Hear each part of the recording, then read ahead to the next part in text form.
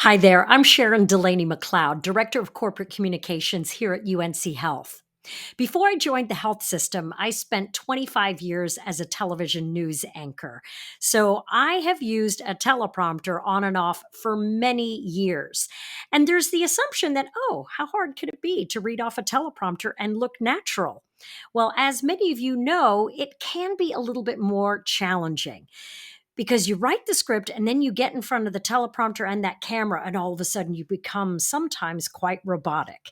There are some tips and tricks that I'd like to help you with so that you come across as very natural when reading off of a teleprompter. So let's go ahead and get started. These are some of the things that I did every single day as a news anchor, and many of my colleagues did this as well.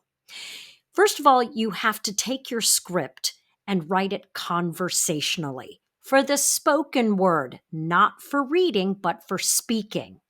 Therefore, you're not using a bunch of prepositional phrases. You're using very simple conversational language. But then the next thing you want to do is actually add markings to your script. I'm going to demonstrate that in just a moment. But first, I'm going to read this script with my vocal intonation that I've used based on the teleprompter. So here we go. Like it or not, you are now a broadcaster. Speaking, presenting, interviewing, and connecting with people on camera is the new norm. As you know, the pandemic forced nearly everyone to their home offices, but business goes on. So we adjust and learn to function in our new norm. That means you are essentially a TV anchor like me.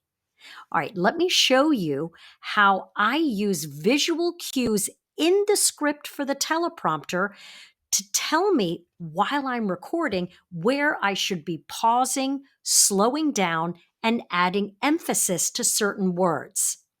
You see here, I've added in the script a forward slash. I've got the little red boxes around it so you can see. A forward slash tells me I need to pause slightly.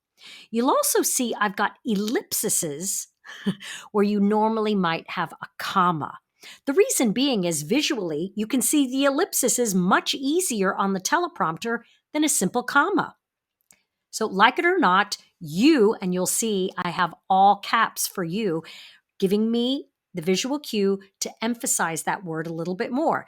Like it or not, you are now a broadcaster. Slight pause. Speaking, slight pause. Presenting, slight pause. Interviewing and connecting with people on camera is the new norm. Slight pause. So you see how I'm actually putting in these simple visual cues right into the script. You'll see I have a double line, front slash line further down, and that is telling me to give it a little bit of a longer pause. So we adjust and learn to function in our new norm. That means you are now essentially a TV anchor like me. Longer pause. My name is Sharon Delaney McCloud. Slight pause.